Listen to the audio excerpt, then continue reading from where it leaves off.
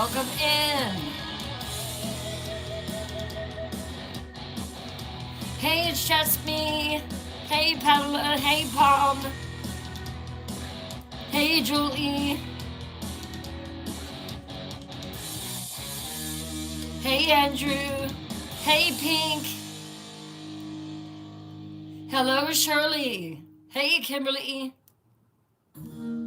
Hey, X. Hey. How's everyone? Everyone have a good, relaxing weekend.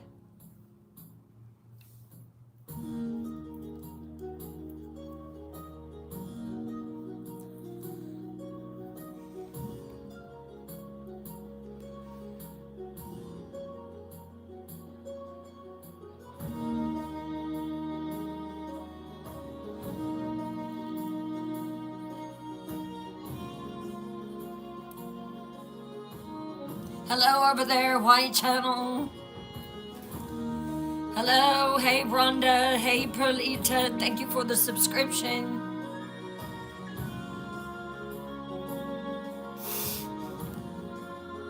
Thank you for the FYP. Case number 2, can you believe it? And what is that case going to be?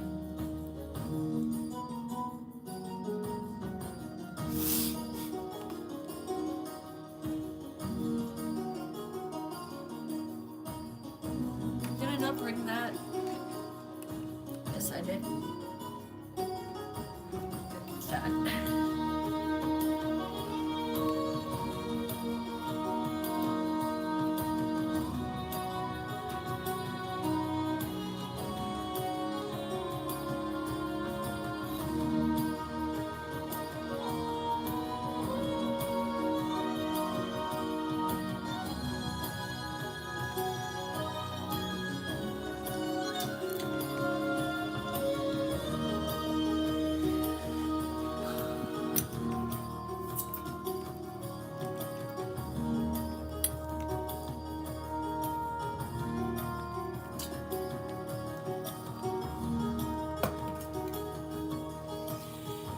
Hello.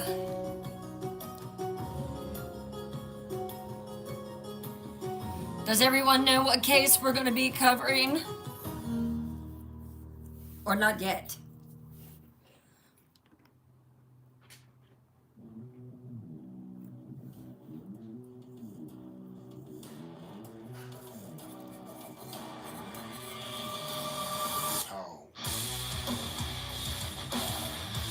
You will hear in a minute.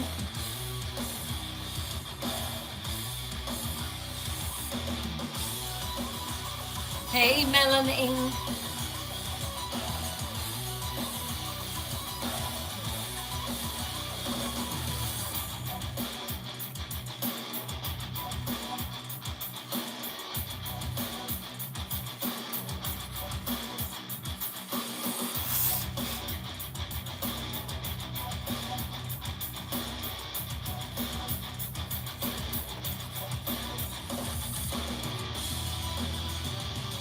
Hello, hello.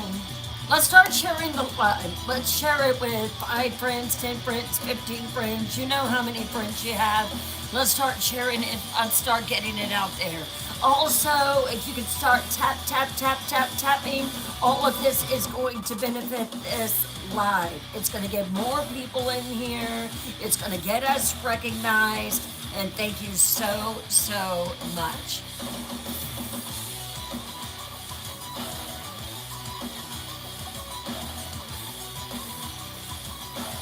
Thank you for sharing. That's how it's going to happen. It's not going to happen by just lying dormant. There's going to have to be real work put into this, and I'm so grateful that y'all are willing to help. Hello, Justin. How are you? How's Anna doing?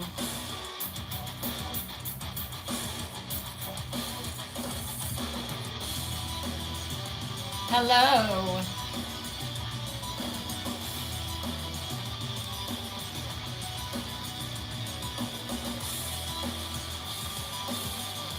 Hello, Sandra Jefferson. Good to see you in.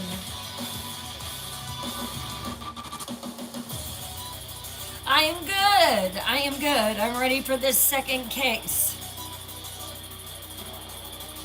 Thank you, Pink. Thank you. Today was a good hair day. I don't always have a good one, but today was a good one.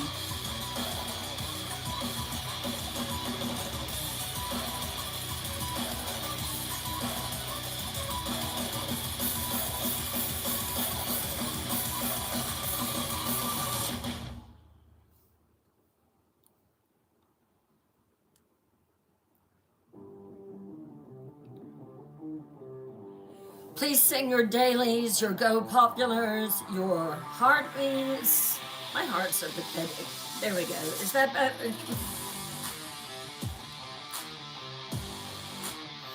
Thank you. Thank you, Pink.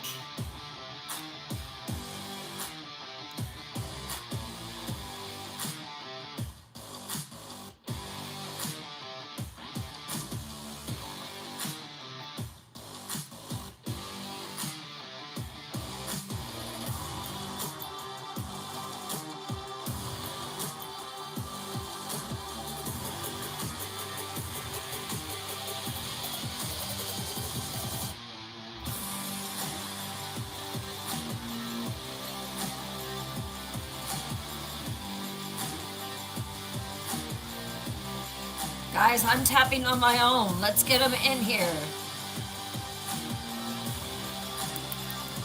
Gotta do some work.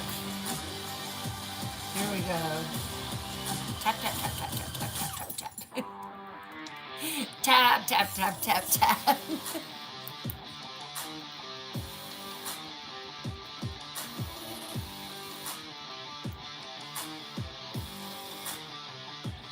Well, look at that. I just sent 200 likes, just like that. And it was tapping, the old-fashioned way. No tapper. Here we go again.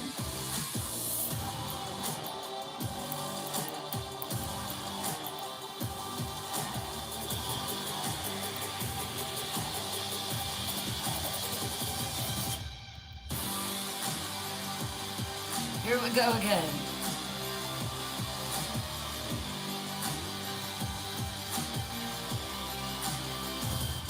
There we go, another 174 cents. I'm even tapping with all three fingers. Share, share, share. This is, did you know, the case that we are getting ready to start is considered to be the most paranormal case in the country? Did you know that?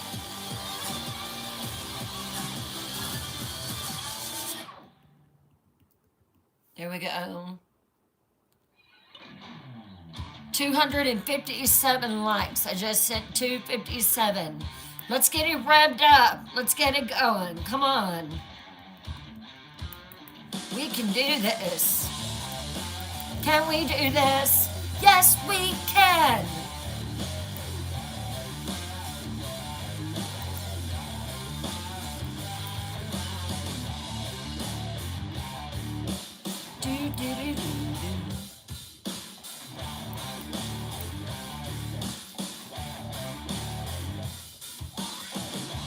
I am committed to bringing only the best paranormal cases from around the world.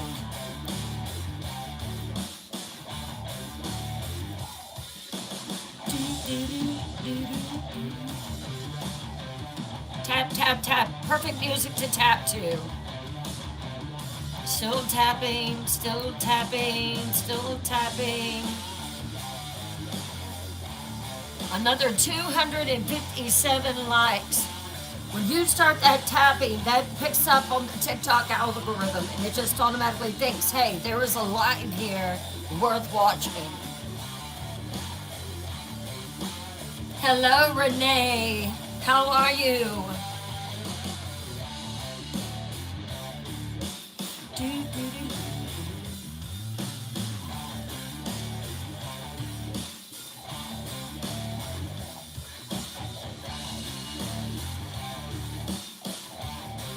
Hey, X.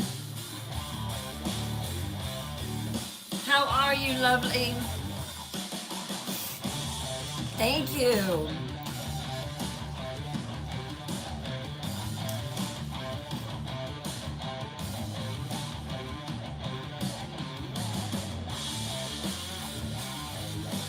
Do, do, do, do, do.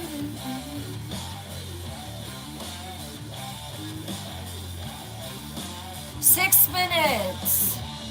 We can get more people in here. Hey, Lord Vader. That's right. Tonight is Paranormal Night on Paranormal Files Live. I am going to be opening a case that is considered to be the most paranormal location in the country. Want to take a guess?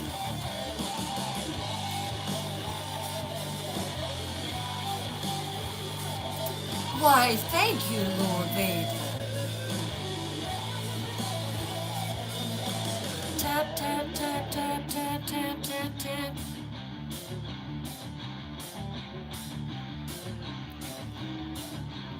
We finally have 20 in here.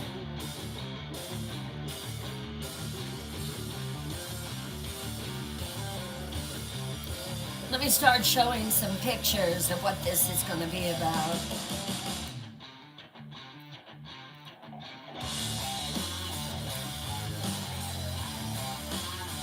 Anybody know that house?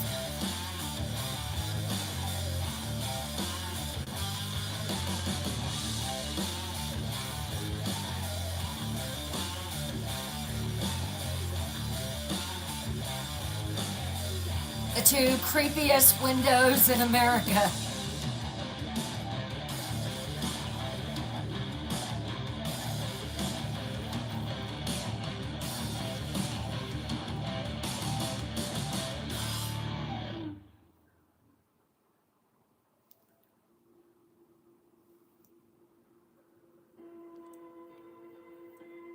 Yes, Tara, yes. The Amityville haunting.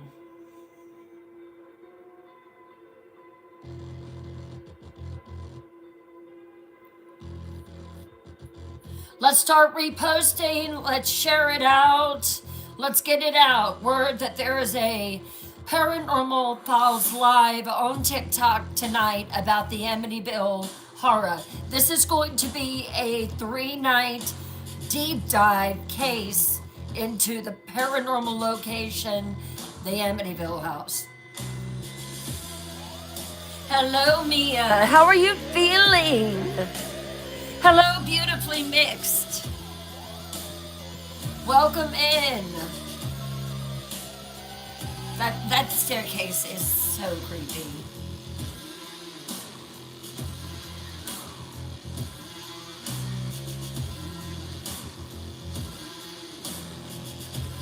Three minutes.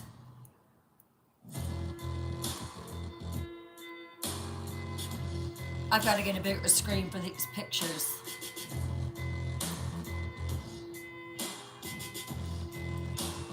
So glad to hear it, Mia. It has definitely been going around. That is for sure.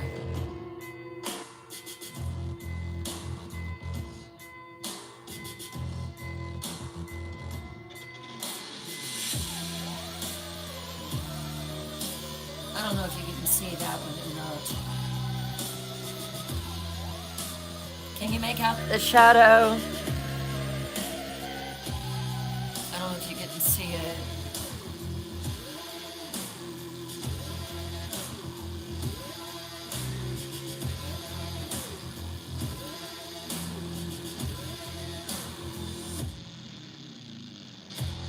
Hey, Murph Jr. Yeah, that one's kind of dark.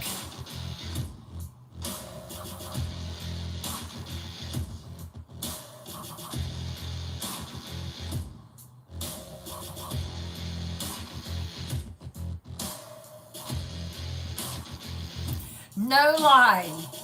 When I was 9 years old, I had a best friend, and her family lived in a house very similar to this. It had those two creepy windows, and my mom was a huge horror movie fan.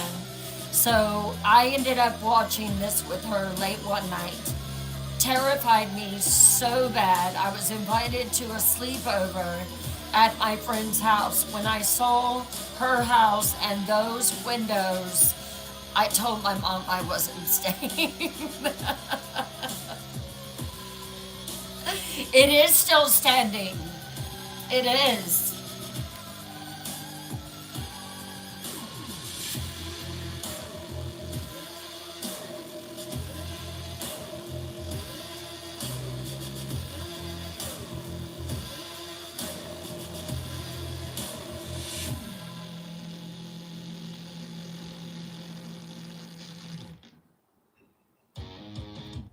Hey, Jim Rocks.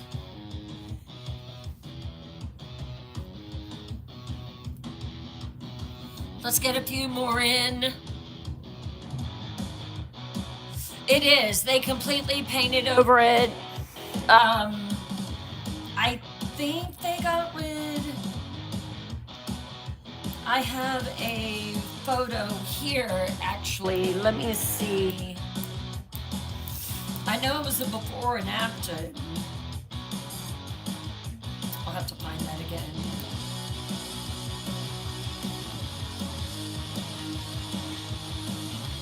Hello. Hey, Kimmy.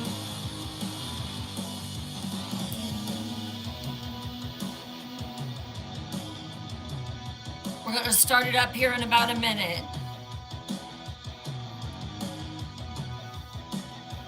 We'll have to wait and find out. Beautifully mixed. Hey, Al.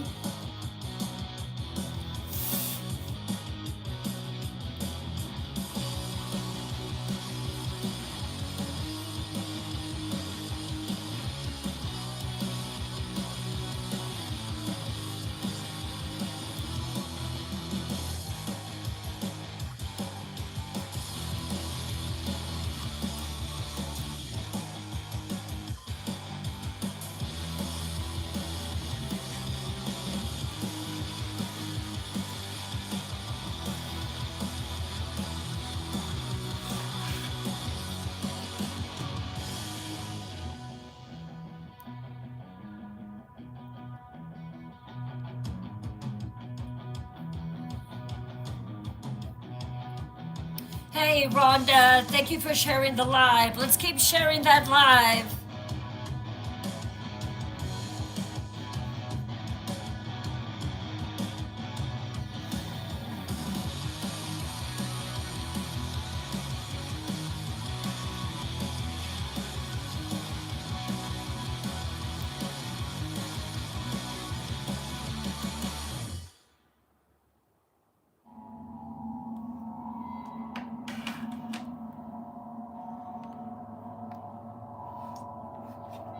Thank you, Jim Rocks. These are some of my favorite headbands. At least they have like a little bit of jewel tone on them. Not so very bland. So just so you know, I understand, that everyone says, I can't do this, I can't do that, but there are some things that you can do that are absolutely 100% free that will support and contribute to this live. Like what? Reposting, sharing the live, tapping, just tapping. All of that really helps everything that we do on here. So when you do that, don't think that it doesn't mean anything, because it absolutely does. Hey, Diana, how are you? Welcome in my channel. Hello, how are you? Hey, Tracy, we're getting ready to start the story.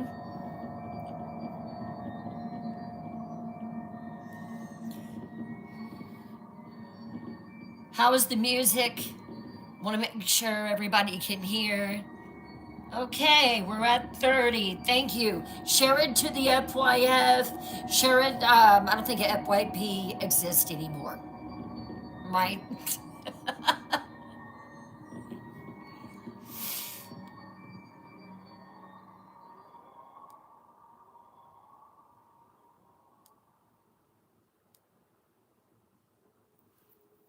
Welcome, paranormal seekers, to case number 2. Tonight, we unlock the file of the Amityville haunting. Now, I'm sure that most of you have probably heard of it, but tonight you might, and over the next 3 nights, you might hear something you never knew before. I've did a very deep exploration into this case. Are you ready to dive in with me? Let me see it in the comments. I am committed to bringing you the most terrifying paranormal locations from across the country and across the world. And case number 2 will not disappoint. Tonight we explore the Amityville horror. We will start out with night 1, the beginning.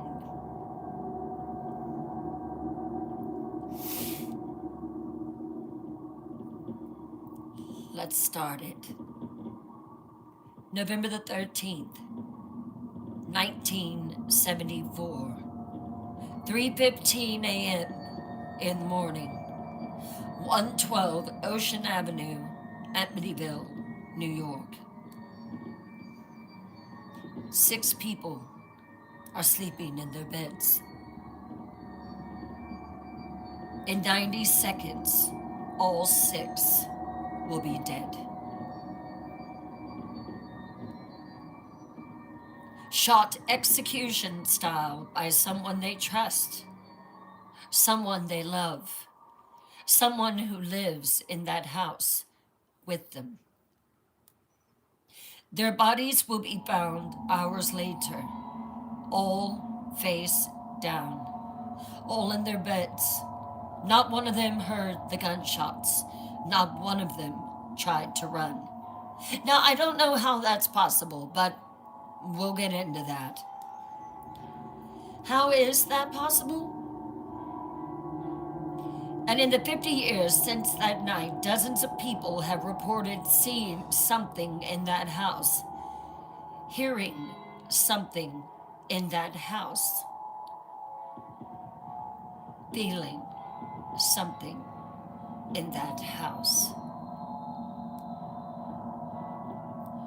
One is a little boy peering around the staircase, watching. I'll show you that photo a little bit later. Is 112 Ocean Avenue haunted by the family that was murdered there?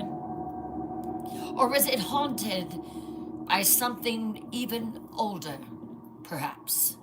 Something that was there before the Schmurders. Something that might have caused them.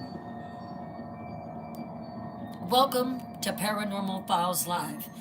I'm Bryn Morgan. I am a horror author, but I also have an insane love of the paranormal. So when I was deciding on my second case, this one was already on my mind. The Amityville murder.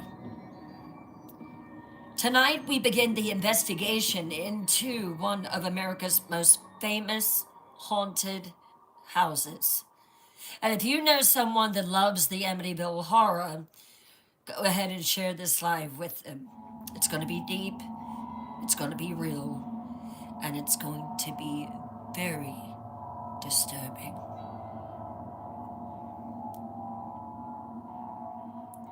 But we're not starting with Ghost. Not quite yet. We're starting with Schmurder.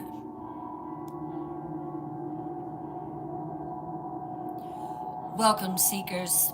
Tonight we begin a 3-night investigation into the Amityville horror.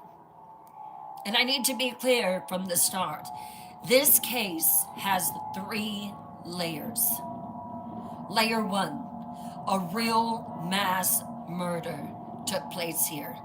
6 people dead. This is documented, it's proven, and it's horrific. Layer 2, a very controversial haunting story that became a best-selling book and franchise. Much of it was likely fabricated or exaggerated. Layer 3.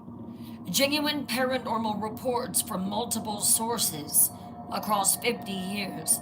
Things that can't be easily explained away. Our job over the next 3 nights is to separate the truth from the lies, the real from the fake, the murder from the myth. Before we begin, I need to know who's here tonight. Drop it in the chat. Drop Amityville if you know this case already. Drop new if this case is new to you and this is the first time you're hearing it. And also, tell me your location. Where are you from? I'm from South Carolina.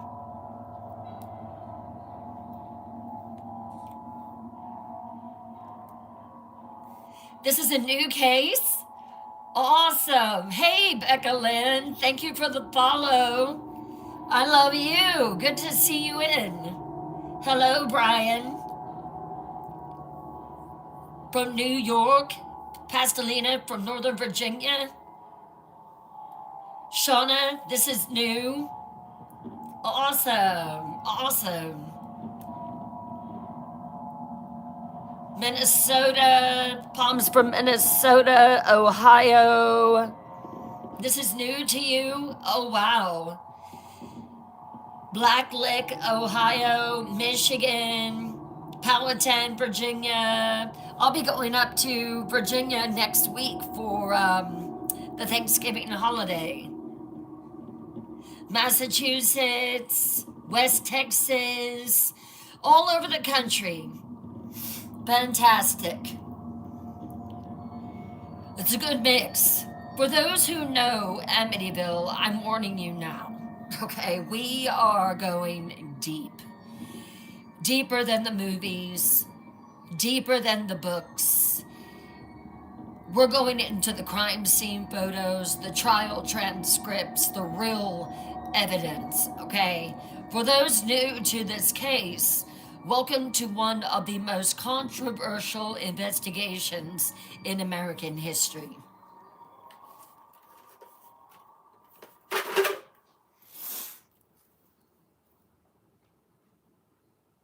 Quick poll before we dive in. What do you think happened at 112 Ocean Avenue that night or that morning? Do you think that it was something paranormal? Or do you think that it was actually just someone going completely raving mad and unaliving his entire family? Let me know in the comments. You know, so this is my thing. I'm always going to put my 2 cents in here.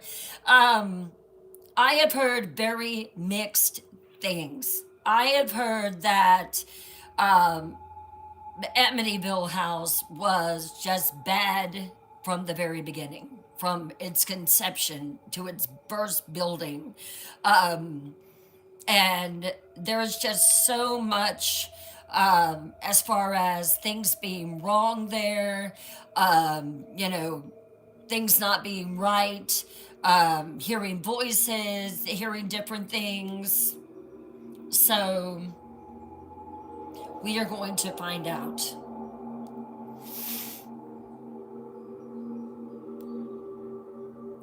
So, do you think that it was Schmurder and a hoax?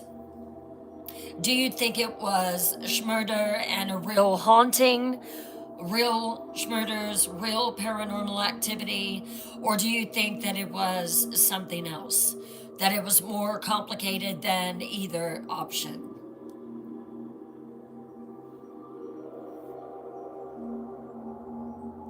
You think there was a lot of evilness in that house, Diana? I do too.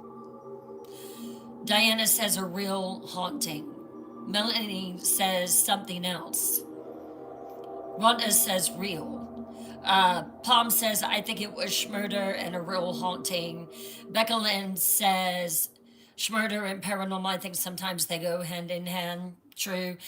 Mia, real haunting. Rhonda, Felicia, definitely. Um, I am going to Lynchburg, Virginia. My cousin lives there. Hey, Amy, thank you for sharing the live. So, tonight, night one, we are going to investigate the DeFeo family who lived at 112 Ocean Avenue. We are going to talk about what happened on November the 13th, 1974. We're going to talk about the crime scene and its impossible details. We're going to talk about Ronald DeFeo Jr.'s constantly changing stories.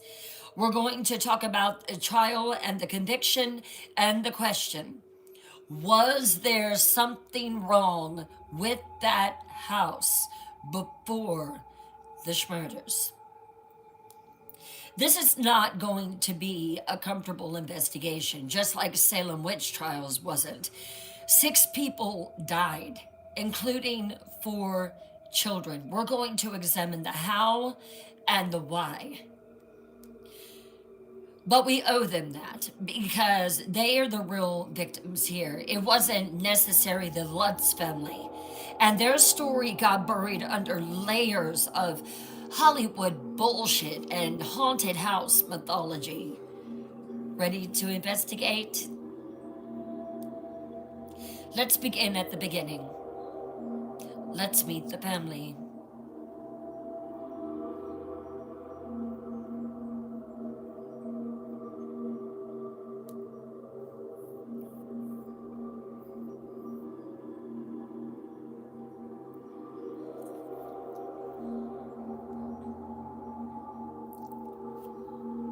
This is the DeFeo family. You have Louise, Ronald Jr., Dawn, John, the little boy.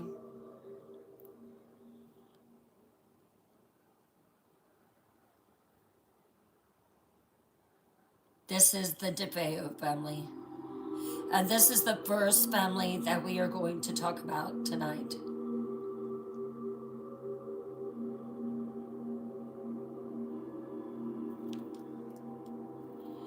They did. They look like a very sweet family. Hey, Kelly, how are you?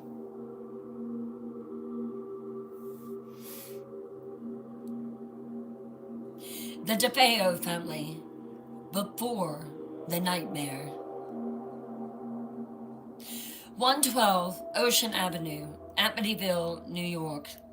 Let me show you a picture because it really is a lovely home.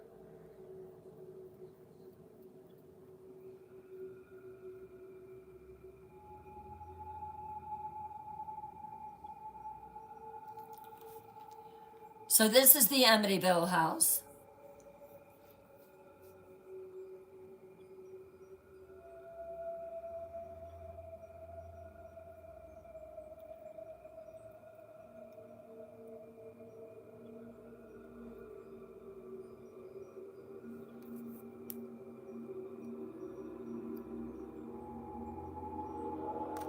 I thought this one was particularly creepy.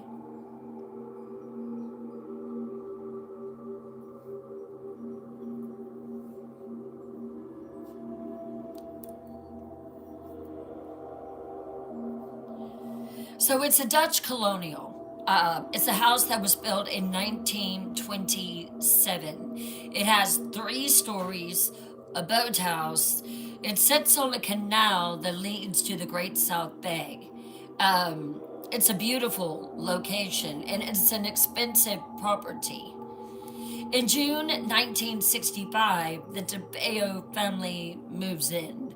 Ronald DeFeo Sr., he's age 43 in 1974. He works for his father-in-law's Buick dealership.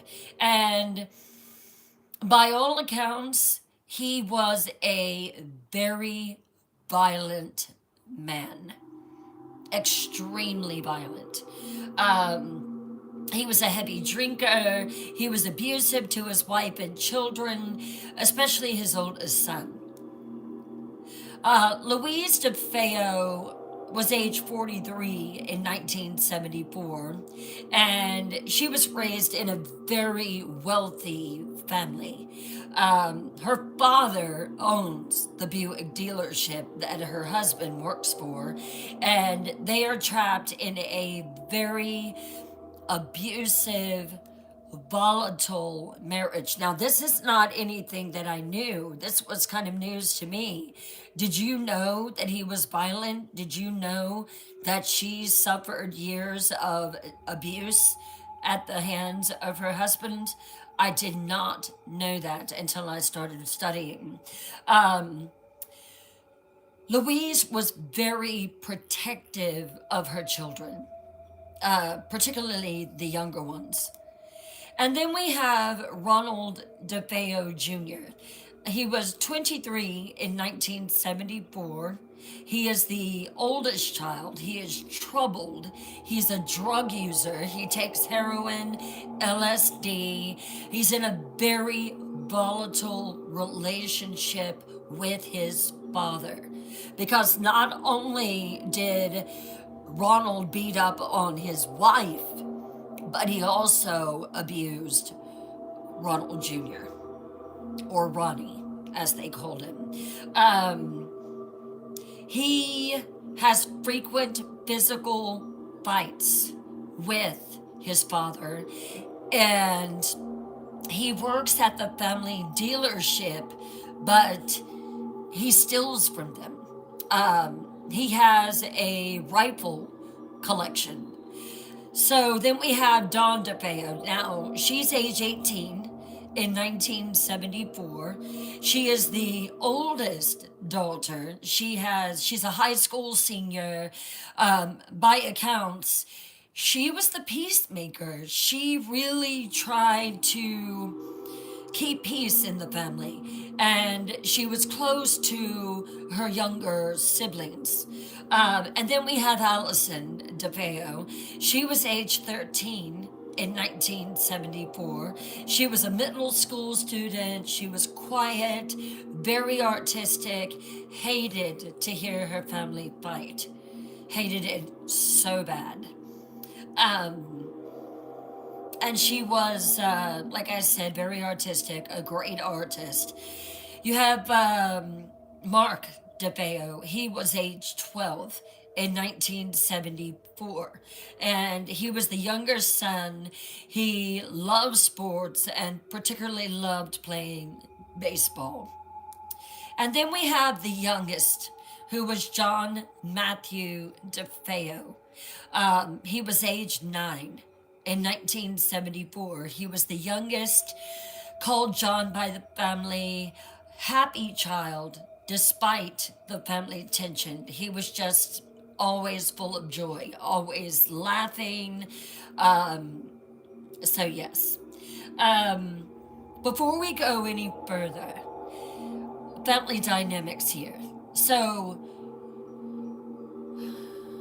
we have an abusive father, an enabling, protective mother, a violent older son with a drug problem, and 4 younger children that are caught smack dab in the middle of it all.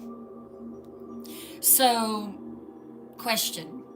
When you hear this family structure, what concerns you most? Drop it in the chat for me.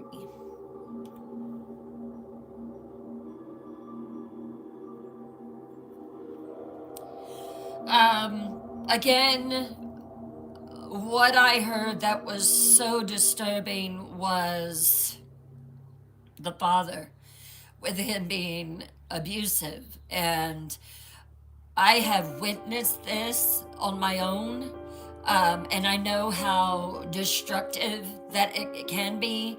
And then, not only just taking it out on his wife, but then on his oldest son. From what I'm understanding, their fights were like fist to fist, man to man.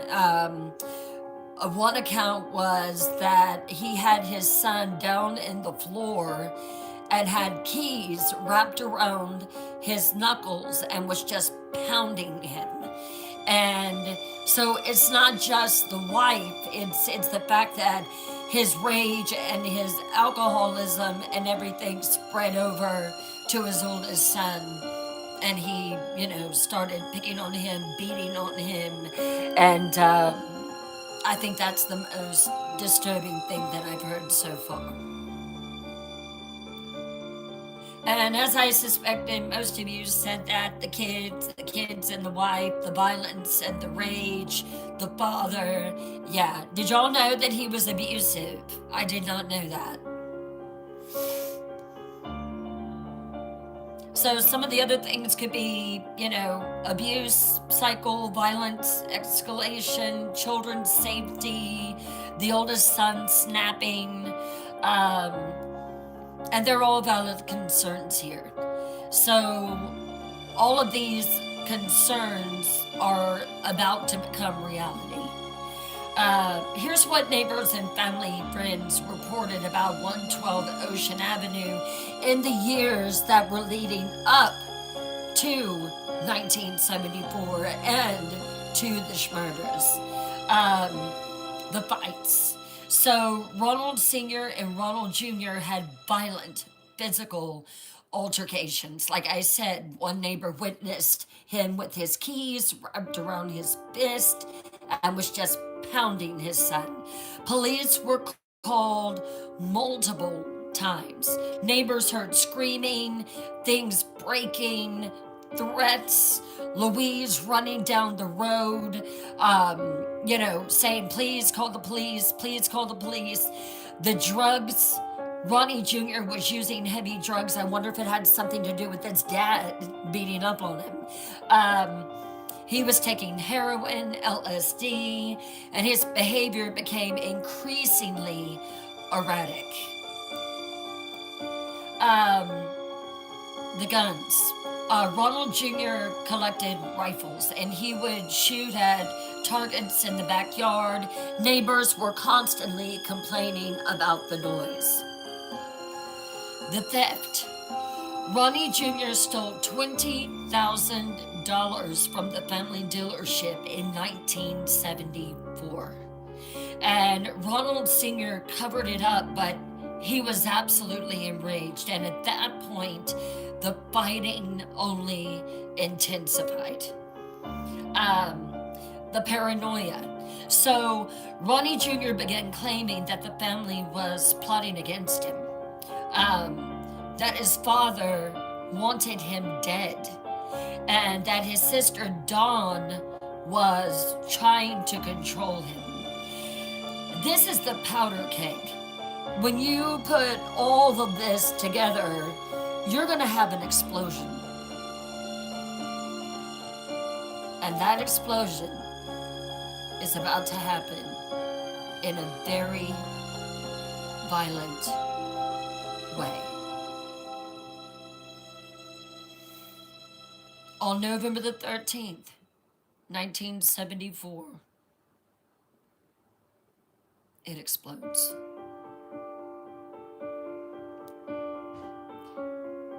November the 13th, 1974. November the 12th, 1974 was a Tuesday, and it was a normal day, as normal as days got in the DeFeo household. Ronald Sr. goes to work at the dealership. He leaves extremely early. Louise stays home and takes care of the kids. Dawn attends her high school classes, and the three younger children, Allison, Mark, and John, they go to school. Now, Ronnie Jr. is supposed to work at the dealership, but he doesn't show up that day. So we go to that evening. Now, the family has dinner together. It's tense as usual. Most of the dinners end up in things being thrown, voices escalating, moving into the living room, having a fight, Louise screaming at her husband and Ronnie Jr. to please stop it.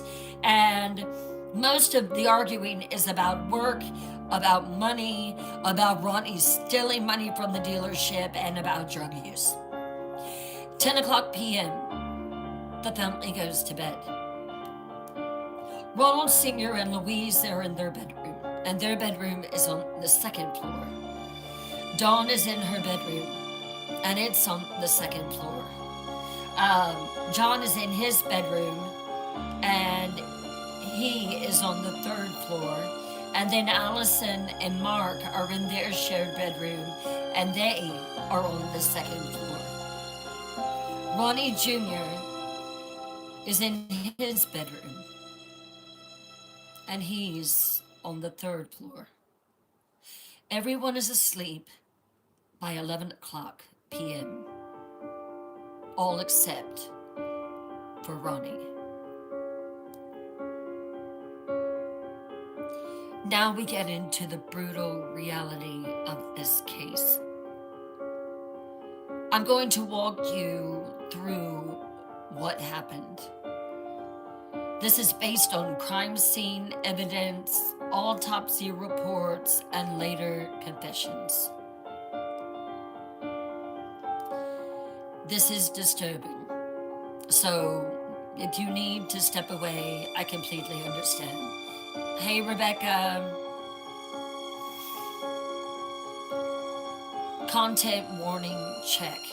We're about to discuss the murder of 6 people, including 4 children. The details are specific and they are graphic. If you need to take a break, no judgment here. But if you're going to stay put, say, I'm diving in. All right, here we go.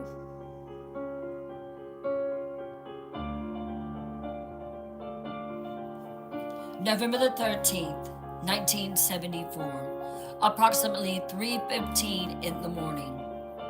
Ronald DeFeo Jr. is 23 years old, high on heroin, takes his .35 caliber Marlin room. He walks down the hallway, on the steps, past his sister's bedroom and his other sister and brother's bedroom to his parents' bedroom. Ronald Sr. and Louise DeFeo are asleep in their bed, and both of them are laying face down. Ronnie enters the room, positions himself at the foot of the bed. He shoots his father twice in his back and his lower back. Ronald Sr. dies instantly. Louise wakes up. She turns toward the sound. Ronnie shoots her twice, the face and the chest. She dies instantly. Estimated time is less than 30 seconds. This is a crime scene detail that will become important. Both parents died face down in the bed. Neither got up, neither tried to run or fight. Ronnie leaves his parents' bedroom then. Next stop, his sister Dawn's bedroom, which is right beside theirs. Dawn DeFeo, age 18. Her bedroom is next to her parents' room. She's in bed. She's face down and she's asleep. Now I'm gonna stop, okay? I have never slept face down. I sleep on my back. Ever since I became a mother, I catnap. I do not sleep well at all. Usually I have to take like a Benadryl or something, but I sleep on my back and I am fully aware of everything that is going on. So I wouldn't even be able to sleep face down. Are you a face down sleeper or do you sleep on your back? I want to know everything that is coming in my bedroom. Do you really? I have to sleep where I can see everything that's going on. And I think it's because I used to always listen for Little Night Queen when she was a baby. So back to Dawn. She's a face down sleeper, and she's asleep. Ronnie enters, shoots her twice in the back and the neck. She dies instantly. Now, here's a crime scene detail. Okay, so this is what really gets me about this case, and I think I saw someone that had made a comment how they'd sleep. Right, how did they sleep through these loud shots? This gun is not just a small gun. This is a big gun, okay? And I've shot one of these things before, and I felt like it almost made me go deaf. And I had a massive bruise on the front of my arm, and it was black. So I don't know how that Dawn did not hear that. I don't know. Again, Dawn died face down, no signs of struggle, and no defensive wounds. So Ronnie goes from there and moves to the next room. So Allison, age 13, and Mark, age 12, share a bedroom. Thank you, X. Both are in their beds, face down, and they're asleep.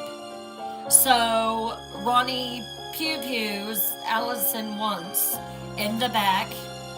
She dies instantly. And then he pew-pews Mark once in the back, and he dies instantly. Now, here's another crime scene detail, and this was a question that was asked. 2 children, same room, both died face down in the bed. Neither woke up, and neither tried to hide or escape. Either this is the most sound family of sleepers, or something else is going on. So, one more room to go. John's bedroom, and it is on the 3rd floor. John Matthew DeFeo, age 9, and he's the youngest, and he is in his room asleep on the 3rd floor. He's face down in bed and he's asleep. So Ronnie again pew-pews him once in the back. John dies instantly. 6 people, 6 shots to the back, all dead within minutes. At that point, Ronnie walks back downstairs, takes a shower, washes off the gunpowder residue, gets dressed, puts the rifle in a pillowcase, puts the pillowcase with cartridges in another bag. At approximately 4 o'clock a.m., he drives to the Amityville marina and throws all the evidence into the water. Then he goes to work. Now, pause with me. 6 people murdered. Then the unaliver goes to work like it's a perfectly normal day. What does that tell you about Ronnie DeFeo's mental state? Drop your analysis in the chat.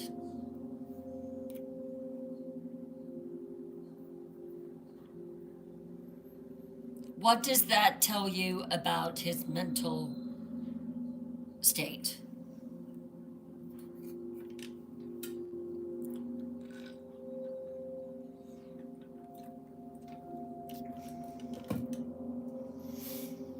He's not okay, not worried to get caught, very poor indeed. He knew what he was doing, right?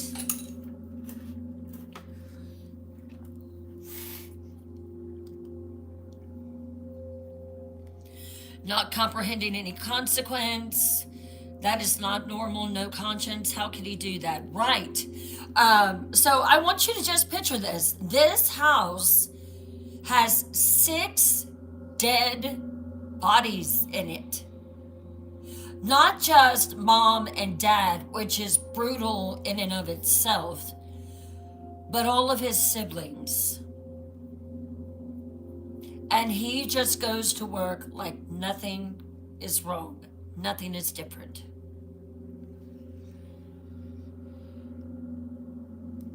So,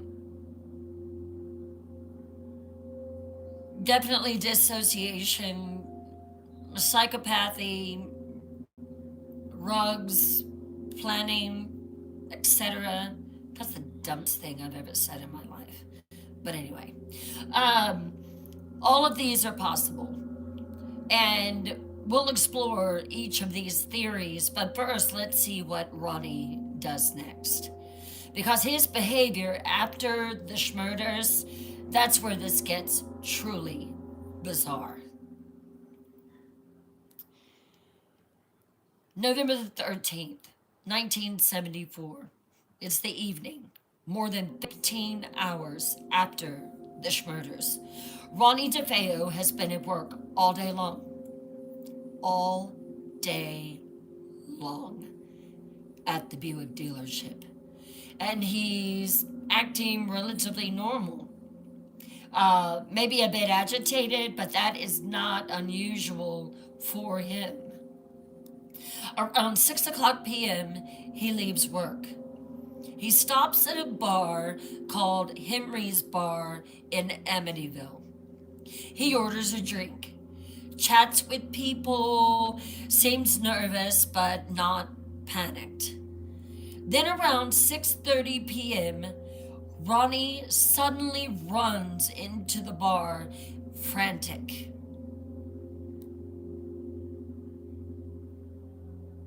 So he bursts into the bar and he's shouting, "Help me!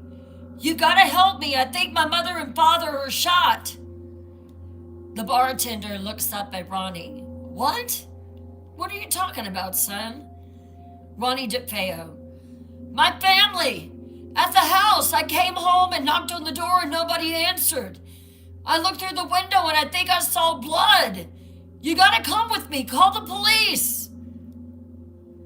So, several patrons from the bar follow Ronnie back to 112 Ocean Avenue, and they arrive at the house around 6:35 p.m. Ronnie won't go inside, okay? And he stays outside. He's agitated. He's pacing back and forth across the driveway, and 2 men enter the house. And what they find is absolutely horrific. It is a horror scene worse than any horror movie. So bar patron number 1 comes out of the house and he is ghostly pale. And he says, "Jesus Christ, call the police. They're all dead. The whole family is dead." Ronnie DeFeo falls down in the yard and he's screaming. He says, "What? No! Oh my God, who would do this? Who would do this to my family?" Police arrive within minutes. Amityville is a small town. This is the worst crime that they've ever seen. And they enter 112 Ocean Avenue. They find all 6 bodies, all face down in their beds, all shot in the back at close range. Here's an evidence question for you. All 6 victims were found face down in their beds. None of them tried to run or hide, okay? None showed defensive wounds. None appeared to have woken up until the moment they were shot. And I think that part really gets to me. I don't understand that because this was a high-powered rifle. How is that possible? 6 gunshots with a .35 caliber rifle. That is a loud pew pew. And nobody wakes up. Drop your theories.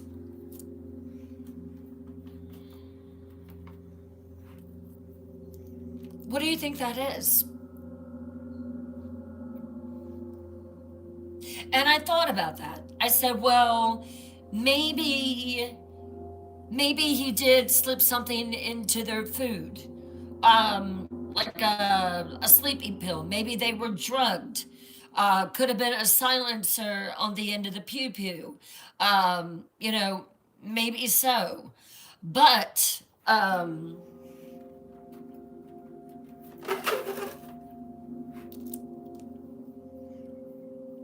it's just very odd. And I don't think that, can they put a silencer on that? I don't know. Um, so, you know, like I said, some of you would say, so maybe he was, you know, maybe they were rugged. TikTok, I love you. Maybe a silencer, but I don't know if you can use that on a rifle. Can someone confirm that for me? Maybe they were already dead. Maybe it was something paranormal, etc. A lot of people think that there was something that was paranormal that happened. Because how in the world would you not hear that? I'm telling you, the second that my fan goes off in my room, I'm up. I am immediately up. Yes, I sleep with the fan, and I do not judge me, okay? But these are all excellent theories. They really are. And this is the first impossible detail, but we'll come back to this. Now, another thing that really bothers me is he said he looked through the window and saw blood. How? There's no way. Because everyone was pew-pewed upstairs. They were all unalived upstairs. Right? It's some very good sleeping tracing. So the Amityville Police Department processes the crime scene, and this is what they find. This is the physical evidence of what they find. So they find 6 bodies, all positioned the same way. Why did that creepy music come on when I started talking about this? They found bullet holes in the walls and the furniture. They found no signs of forced entry, no signs of a struggle in any room. Spent shell casings were found, and no murderous weapon on the scene. Wait, I should have said no schmurder weapon on the scene. Anyway, the timeline issues. So the murders occurred around 3:15 a.m., which was estimated by the autopsies that were performed.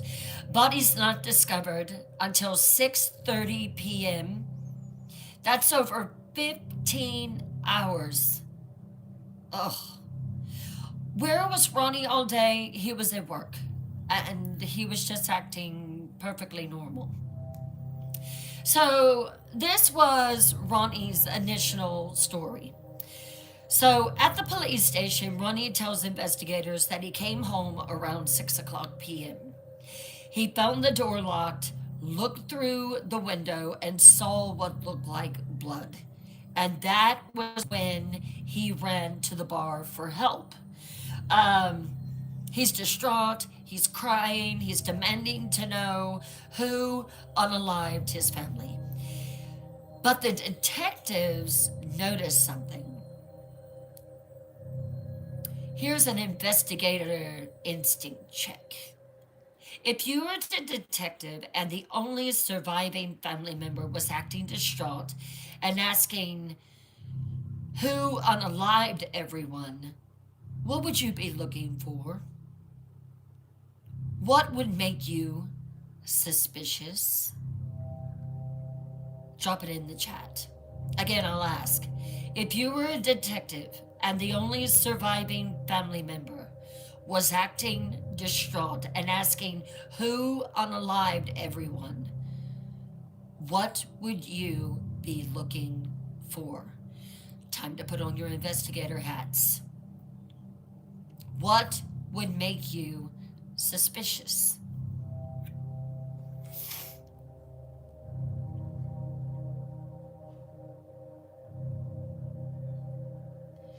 Shirley Thurlby says no tears, no emotions. Yes.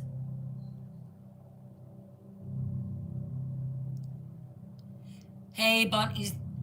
Hey, Bonnie Lass, seeing the blood in the window from the bedrooms. Yeah, there's no way.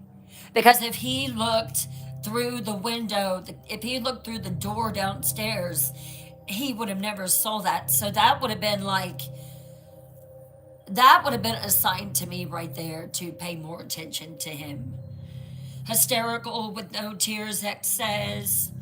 Good acting, Pink says. You're all right. So it's the inconsistencies, wasn't hysterical, too much emotion, too little emotion, and knowledge of details. Right. So detectives are trained to watch surviving family members very, very carefully. Very carefully. And they are also trained to look for red flags, and red flags are just jumping out one after the other here, one after the other. So let's go through some of these red flags, shall we? So, red flag number one. When they check him, he has gunpowder residue on his hands and his clothes. Red flag number two. He keeps giving specific details about how the bodies looked. Details he should know if he only looked through a kitchen window. Red flag number three. His effect is wrong. He's performing grief, but it just doesn't quite ring true. Red flag number four. He immediately suggests suspects, like he pulls out possibilities of people that might have unalived his family. It must have been the mob. My father had mob connections. He is steering them away from himself. But within hours, his little act hasn't worked. Ronnie becomes the prime suspect. November the 14th, 1974, early morning. Ronnie has been at the police station for hours, and the detectives keep pressing him. They know they haven't got the full story.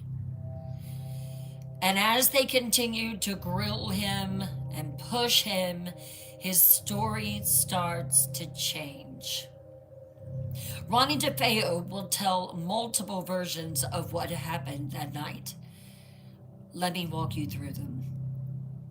Story number one. It was a mob hit. Ronnie DeFeo. Why would you think that your family was unalived by a mob?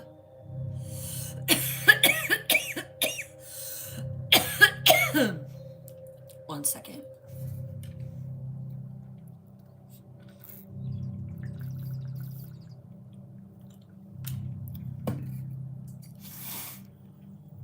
Well, my father owed money to the mob. They sent someone to unalive him. They killed my whole family to send a message. I wasn't home. That's why I survived. the detective. Ronnie, where were you between 3 a.m. and 6 p.m.? Ronnie DeFeo. I was driving around. I couldn't sleep. I went for a drive. Detective. You went for a drive for 15 hours without going home? Without checking on your family? Ronnie DeFeo. I don't know. I was confused. I was high. Story number 1 falls apart within an hour. The detectives keep pressing. Story number 2. Someone else was in the house. Ronnie DeFeo. Ronnie, I feel like you're not telling us the truth, son. Now tell me what really happened. Okay. I was home, but someone else shot them. A man. All I saw was a shadow. I don't know who he was. He had a pew-pew. He made me watch. He forced me to help him move the bodies. Detective. Ronnie, the bodies weren't moved, son. They were all found in their beds. Ronnie DeFeo. I mean, he made me watch. I don't know. Y'all are confusing me. I was scared. I couldn't do anything. Detective. If you knew that someone was unaliving your family, why didn't you call the police immediately?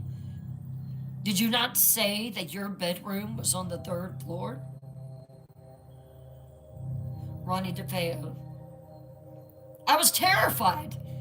He said he would unalive me if I told anyone. Detective.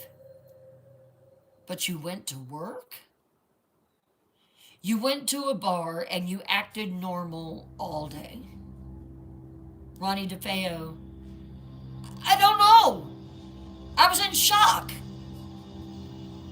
Story 2 completely collapses. No evidence of anyone else in the house. The detectives keep pressing. Story number 3.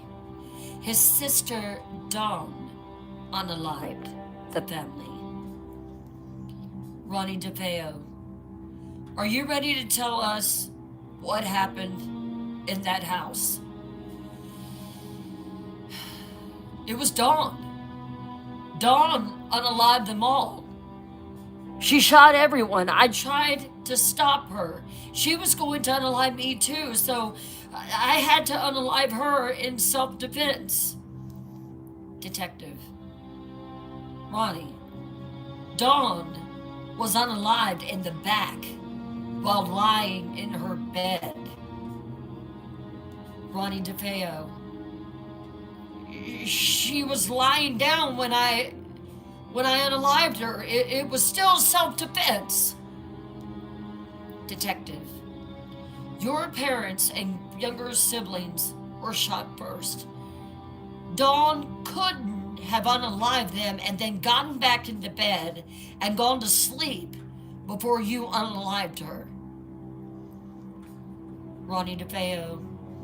I don't know. Maybe I just got the order wrong.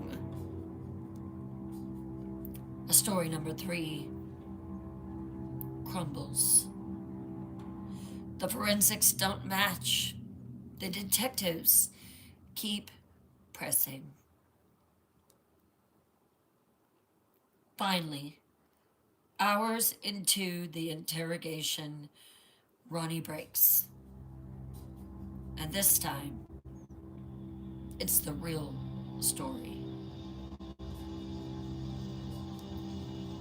Ronnie DeFeo, that has been acting erratic and loud and accusing, suddenly becomes very calm. Very calm. The detective gets right up in his face. He knows that something is about to break. Ronnie, what happened in that house?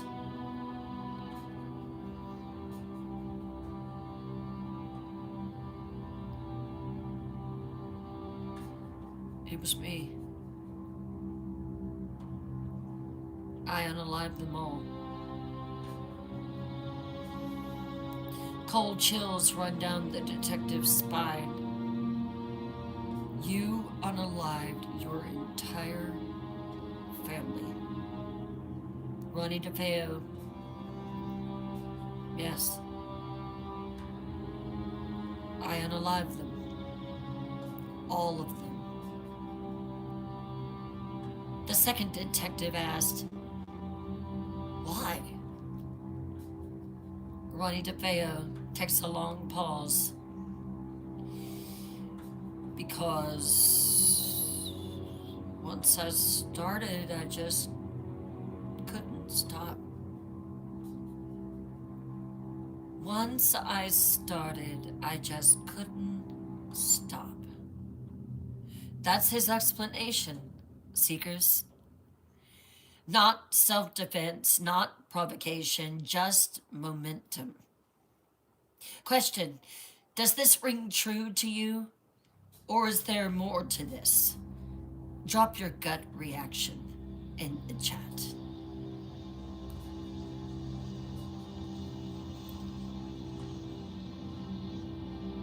Again, once I started, I just couldn't stop.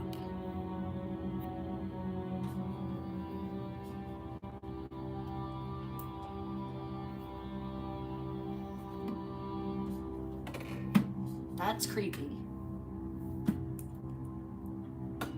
That is very creepy indeed.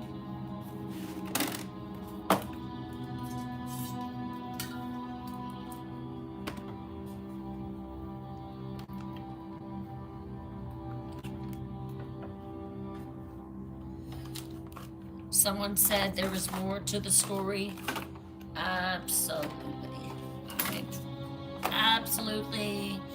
100% agree with you there.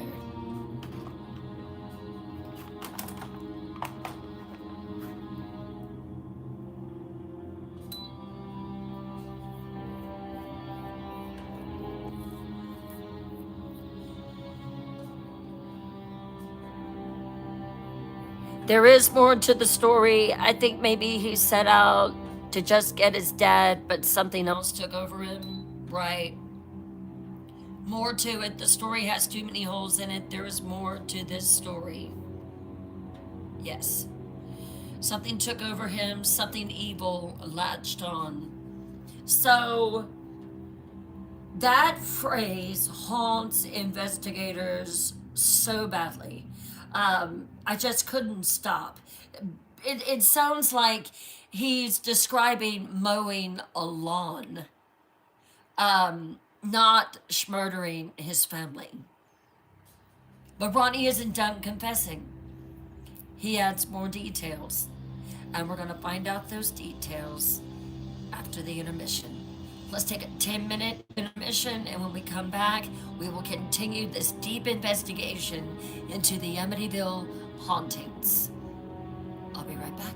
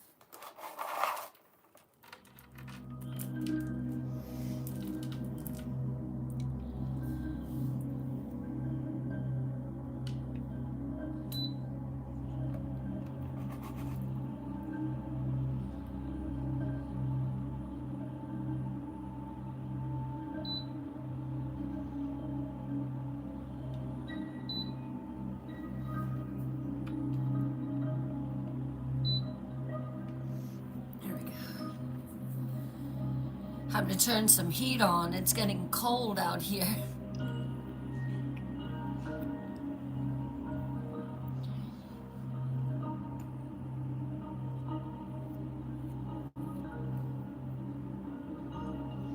Oh, definitely a sociopath. So,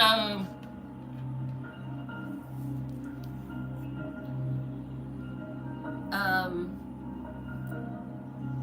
let me see if I can.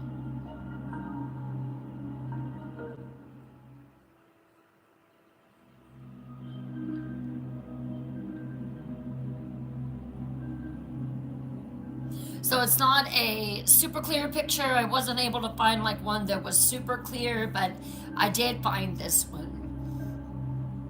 So this is Ronnie. That's Dawn. And then that's the three younger ones.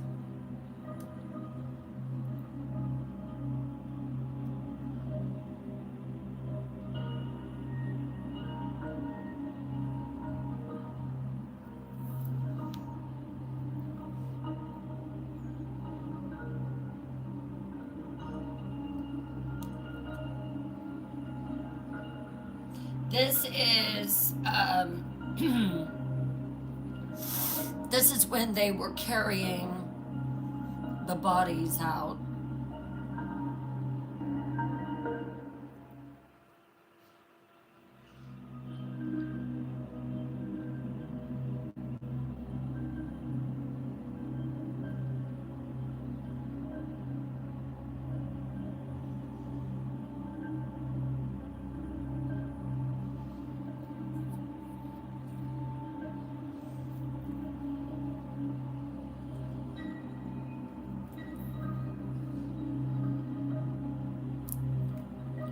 This is when he was arrested.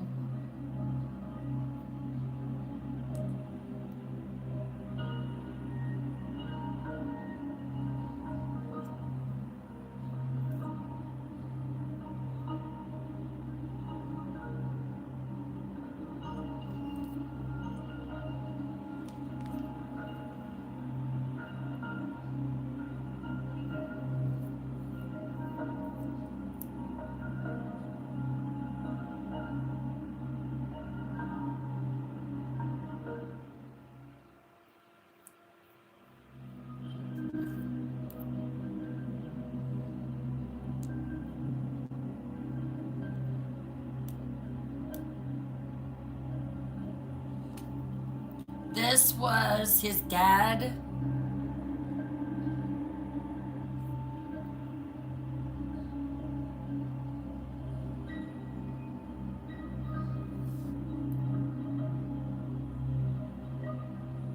This was Ronnie and his dad.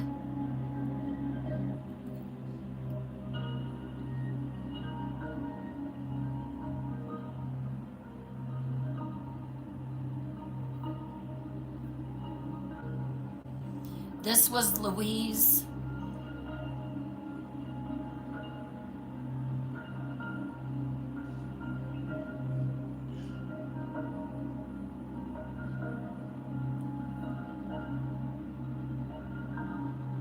Oh, very abusive, Bonnie Lass. Very abusive. Um, this is the two girls.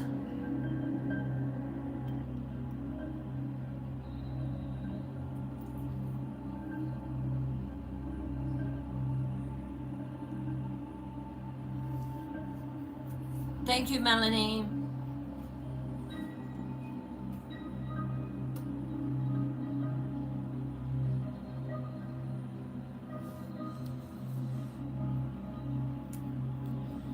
The two younger boys.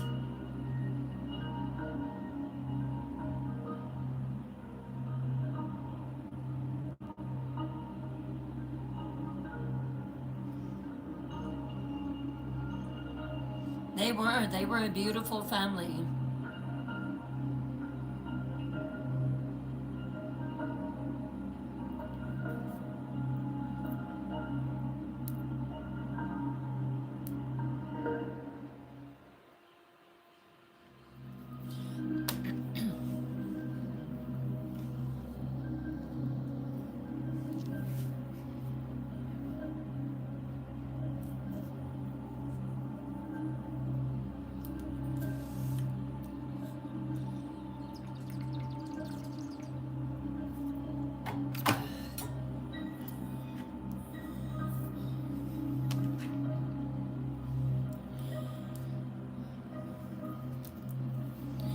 If you are just joining us, this is Paranormal Files Live. I am Bryn Morgan. I'm a horror author, and I am also a lover of paranormal.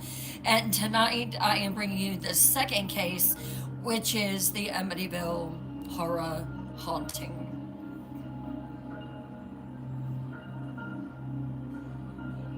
All except for Daddy-O. Exactly. Exactly. He did look a lot older than she was, didn't he?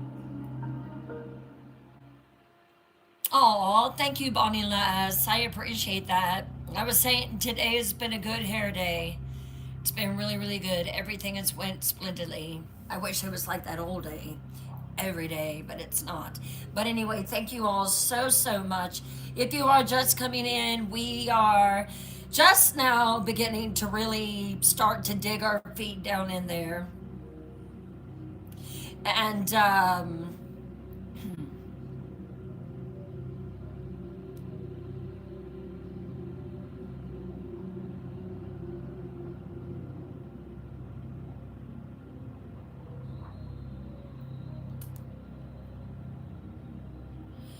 if you are just coming in, we are really just beginning. We haven't even really scratched the surface yet of this paranormal case. But what we were talking about is Ronnie DeFeo is actually beginning to confess to the fact that he is the one that did it. This guy put it on his sister, the mob, that there was some stranger in the house, on everyone but himself. But finally, after hours and hours and hours of interrogation, he is finally admitting to the fact that he did it. And now we're going to get into the chilling part as he describes why. Ronnie DeFeo. It started with my father. I hated him. He abused me my whole life. I wanted him dead. So I pew-pewed him, and then I pew-pewed my mother because she was there. He continues in a calm voice. Then I went to Dawn's room. I pew-pewed her because, I don't know, she was always controlling, always in my business. Then the younger kids, why did you unalive your little brothers and sister, Ronnie? Because they were witnesses. They were awake. They saw me. Detective, they were awake? Ronnie DeFeo, yeah. Some of them woke up. I had to unalive them so they wouldn't tell. Detective, but they were all found face down in their beds and they didn't try to run. Ronnie DeFeo, they were? I don't know. They were confused. They didn't move. And there it is. Ronnie's confession. He unalived all 6 family members, premeditated, cold-blooded, and systematic. So he's arrested and charged with 6 counts of second-degree murder. Here's the evidence question that will haunt this case. Ronnie says some of the younger children woke up, but they didn't scream, they didn't run, they didn't try to hide. They just lay there, face down in their beds, while he pew-pewed them. Does that make sense? Drop a yes or a no in the comments. I don't think that makes any sense. Yes, Tracy, it is. It doesn't make any sense at all. Why would they just lay there and do that? That it makes absolutely no sense at all. And as I expected, most of you did say no. It doesn't make sense. And this is where things get very, very strange. So, because there were only a few explanations, so we're going to go through these theories now. Theory number one, Ronnie is lying about them being awake. They were all asleep and never knew what happened. But why would he lie about this? Theory number two, and we did discuss that briefly a little bit earlier, that they were drugged somehow. But autopsies found no drugs in their systems. Um, Theory number three, so we got to rule that out, okay? Drugs are gone. Drugs was not part of it. So that makes it even more sinister to me. Again, how did they not hear the shots? Theory number three, they were in some kind of shock or paralysis. Psychologically possible, but very unusual. Very. Theory number four, something else was in the house that night. Something that kept them in their beds. Something that prevented them from running. We'll come back to theory number four, but first, let's finish the Schmurder case. DeFeo goes to trial in October 1975, almost a year after the Schmurders. His defense attorney, William Weber, tries an insanity defense. The defense's argument: Ronnie heard voices telling him to unalive his family. He was psychotic, possibly schizophrenic. He was on heavy drugs, heroin, LSD. He was abused by his father for years. He snapped, and he wasn't in control of his actions. The prosecution's agreement: Ronnie unalived for money. He was the sole surviving heir.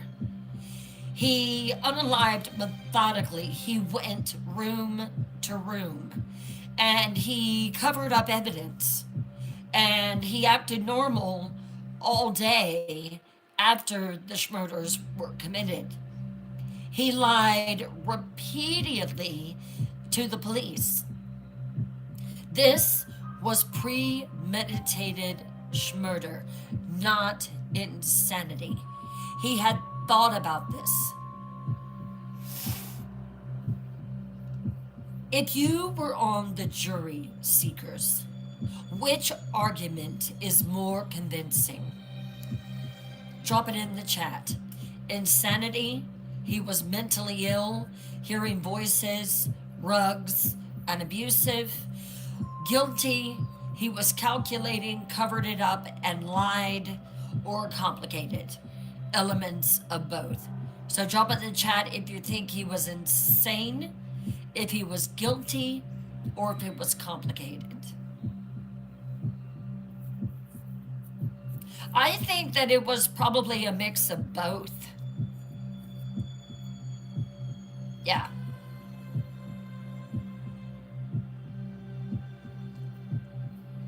It says abused, so I'm thinking that it covered both.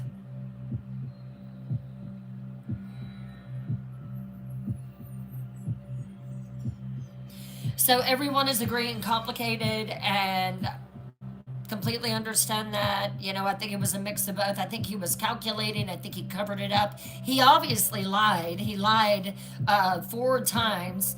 And no doubt, when you suffer abuse at the hands of your family, your father, you're going to be messed up some way. up there, and no doubt he might have been hearing voices, because of the drug abuse and then the abuse that he had suffered. So the jury deliberates for a day and a half.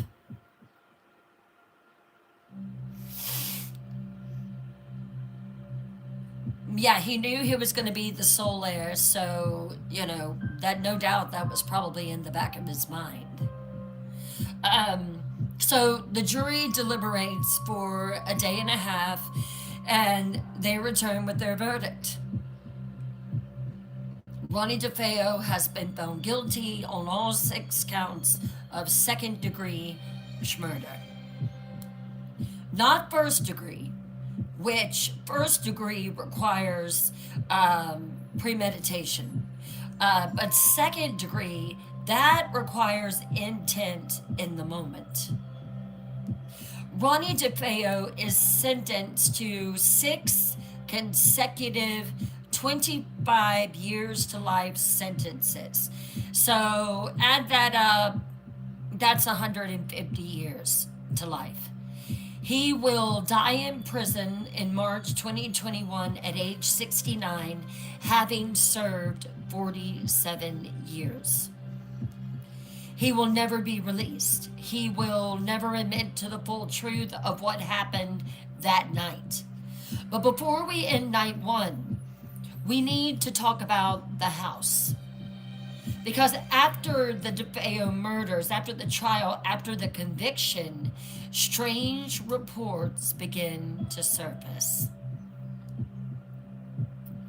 Now, let's shift to the paranormal investigation part of this. So, 112 Ocean Avenue was built in 1927. This was before the DeFeos moved in.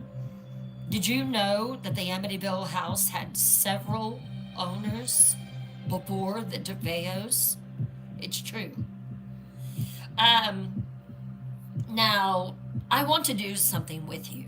So I'm going to share reports about the house before the DeFeos murders, things that were reported but were never investigated because why would they be? As I list them, drop a red flag in the chat if you think it's a red flag, or a green check mark if you think it's just normal house stuff. Now, one of these pictures that I'm going to show you, and this was reported by the previous owners and after the DeFeos, this area. Everyone said that there was a very heavy presence right here on the steps. Right here. And this was before the DeFeos moved in. Always felt very heavy, very oppressive, very dark. This is a more modern picture of the inside. It's filled with light, and all that. But this is where the hot spot, one of the hot spots was.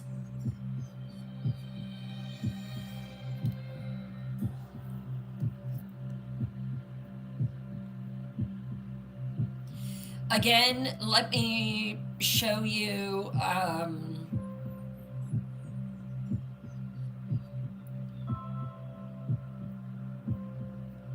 going to show you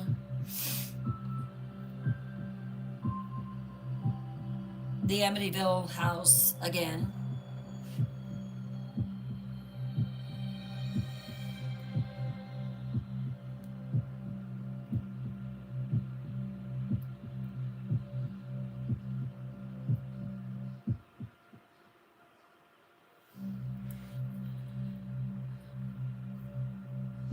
Oh, there have been so many paranormal investigations in that house. So, report number 1. This was from a family that lived there in the 1960s before the DeFeos moved in. Report number one from the previous owners, they reported that their dog refused to go into certain rooms, particularly the basement. Is that a red flag or is that a green check mark? Is that just something normal? What are your thoughts?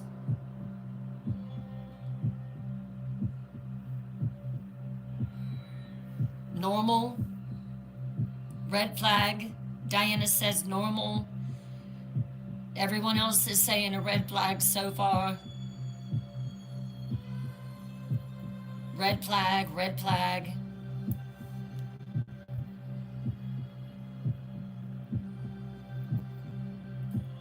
Right, Becca Lynn.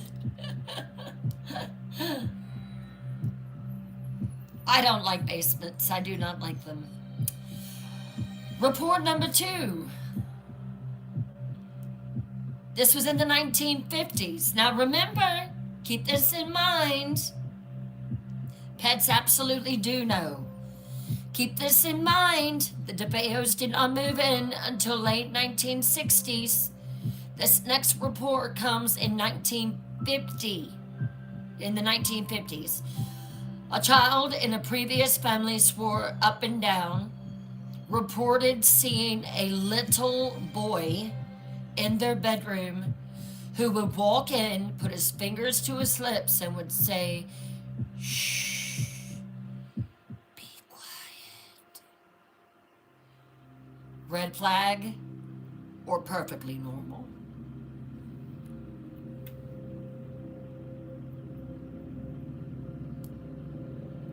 Oh, that one's creepy. That one's creepy. Oh my gosh, that's creepy as hell. I'm pretty sure I'll get red flags on all that. Uh, report number three. Hey, Sally Ann. Report number three. The original builders in 1927 reported unusual difficulty during construction. Tools going missing, workers refusing to continue to build on the house, claims of bad feelings. Red flag or a green check? And remember, green check mark means perfectly normal, normal, normal, normal. Right, Becca Lynn. Right. Red flag, red flag. Report number four. The house was built on land that was used by the Shinnecock Native Americans. Some sources claim it was near a designated area for the sick and the dying. Red flag or perfectly normal? Leave a green check mark.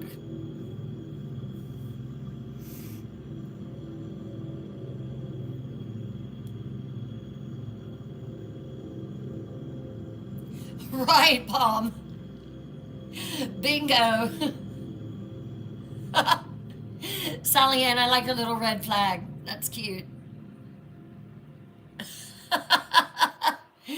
Red flag, poltergeist, X says. Report number five.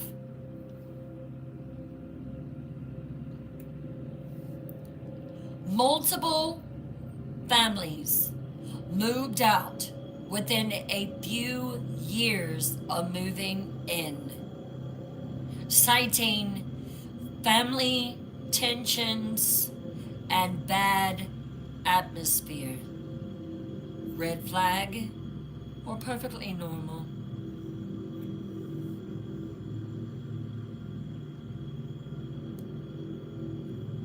Definite red flag.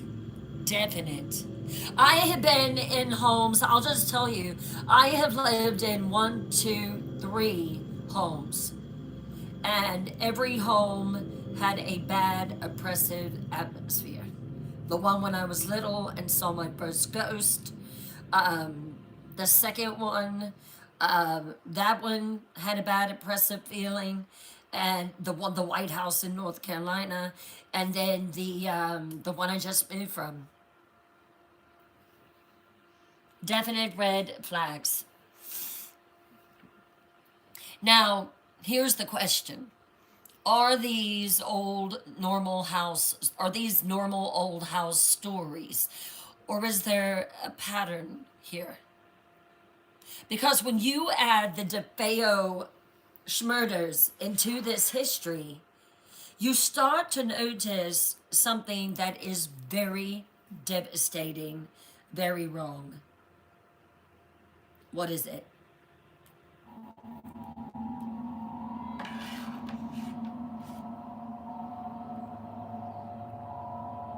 So, after the DeFeo Schmurders, after Ronnie is convicted, the house sits empty for over a year.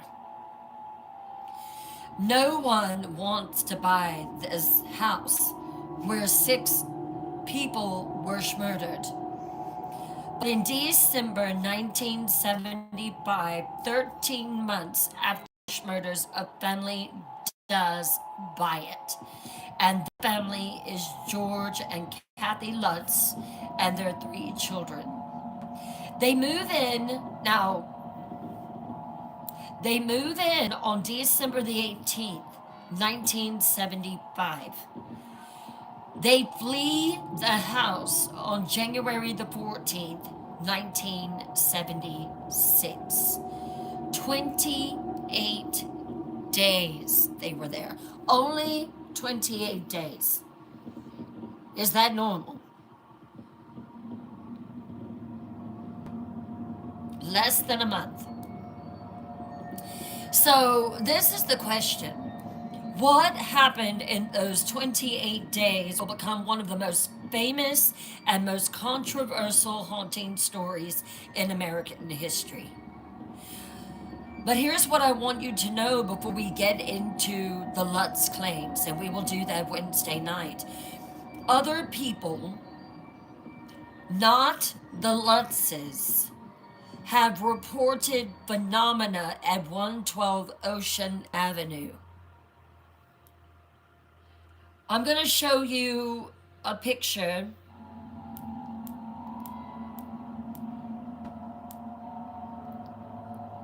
This is the best one that I could find, and believe me, I looked.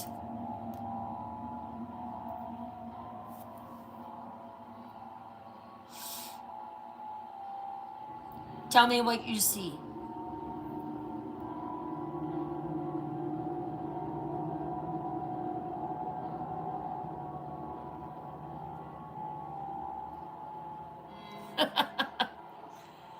What do you see in that picture?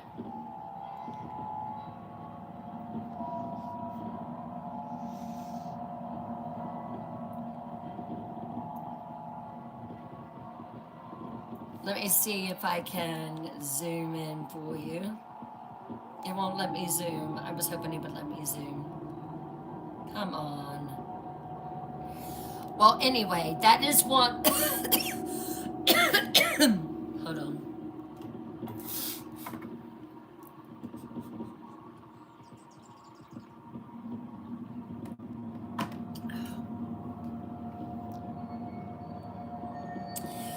The boy on the stairs.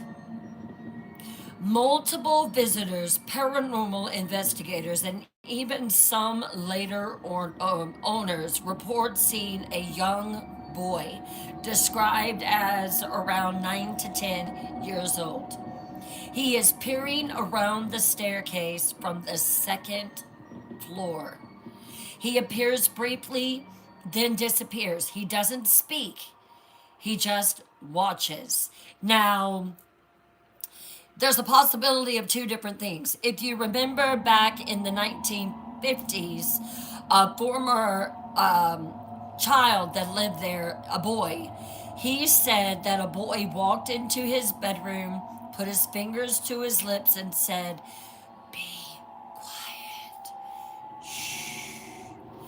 So he saw that boy, but that was in the 1950s. John Matthew DeFeo was 9 years old when he was murdered as well. So people say that it could be the boy that was seen back in the 1950s, or that it could be John Matthew.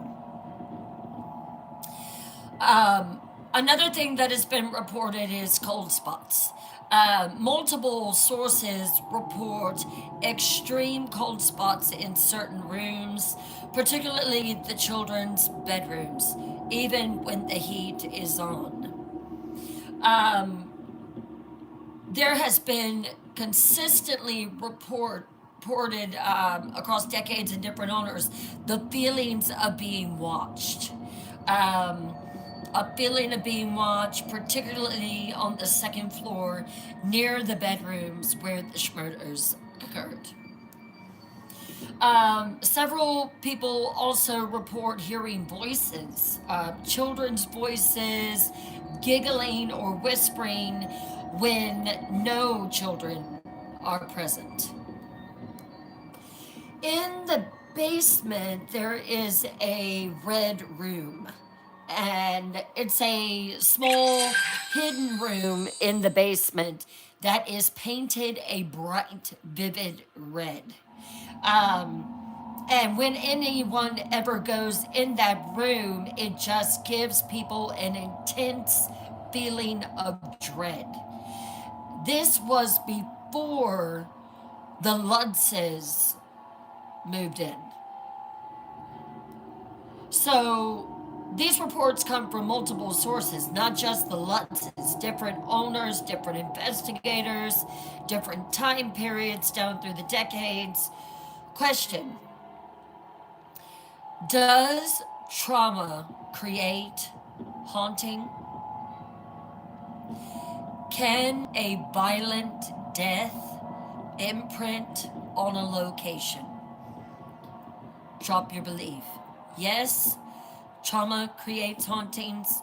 No, it's just psychology and suggestion, or maybe we don't fully understand it.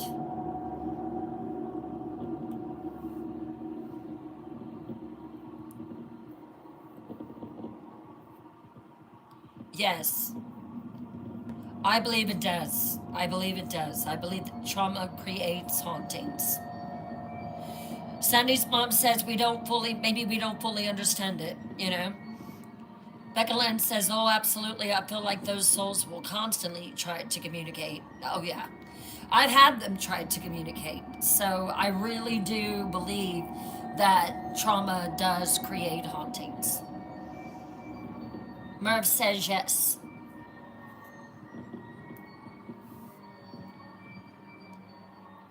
So this is the core question that we'll be investigating over the next 2 nights. Did the DeFeo murders create a haunting at 112 Ocean Avenue, or was something already wrong with that house? Something that might have contributed to the murders in the first place.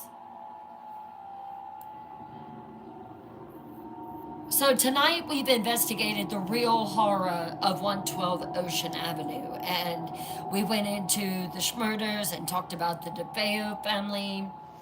6 people were murdered in their beds by someone that they loved and trusted. 4 children, Dawn 18, Allison 13, Mark 12, and John 9, were all pew-pewed in the back while lying in their beds. They were unable to run, unable to scream, and unable to save themselves. And Ronald DeFeo Sr. and Louise, the parents who failed to protect their children from the monster they raised in their own home, Ronnie DeFeo confessed. He was convicted, and he died in prison. So the case is closed, right? Except for the details that just don't add up. Why were they all face down? Why didn't anyone wake up with a rifle in the house? Why didn't anyone run? What was in that house before the Schmurders? And why do people still see a little boy watching from the stairs? Before we end tonight, what's the most disturbing thing that you've learned? What detail about night one stuck with you? Drop it in the chat.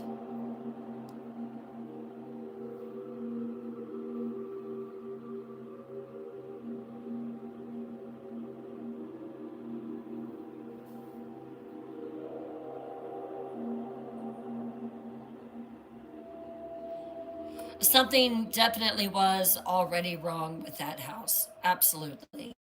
I agree. Wednesday night, we are going to investigate the Lutz family and their 28 days in the house. And we are going to examine their claims one by one. We'll separate the probable lies from the possible truth. Yeah, that was some of the most disturbing things was the father being violent, the fact that they were all found face down, that everyone kept slept through the boom, the abuse of the family, energy in that house was off and probably fed off of anger. Right, Rebecca. Um, but I need to know, are you ready for part two? If you are, drop an I to let me know that you're coming back. Final question.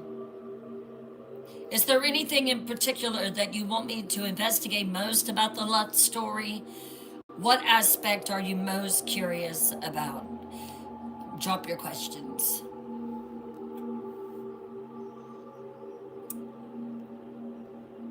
Louise Grantham, thank you for the follow.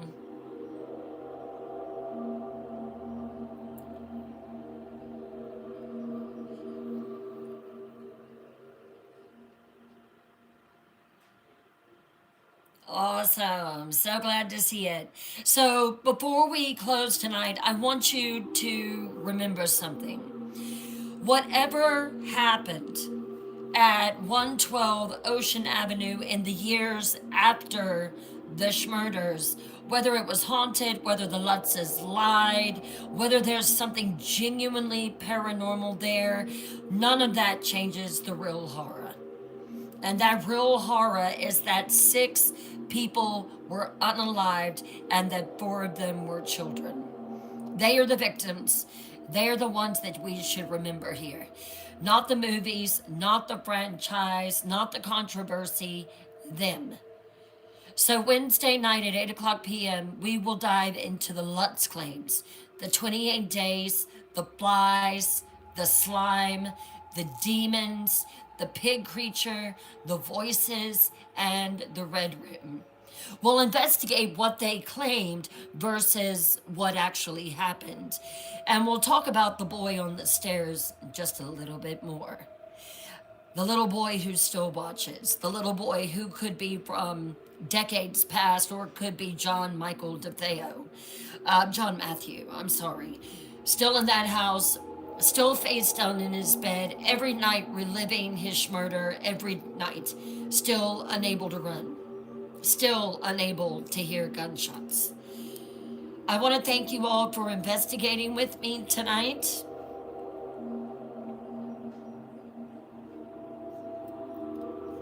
Until next time, keep your eyes open, keep your mind sharp, and keep digging. I'll see you Wednesday night. Don't forget, tomorrow night on Twisted Tales Live, the story of Cherry Hill continues. And tomorrow night, it is going to get very, very real. I'll see you all then.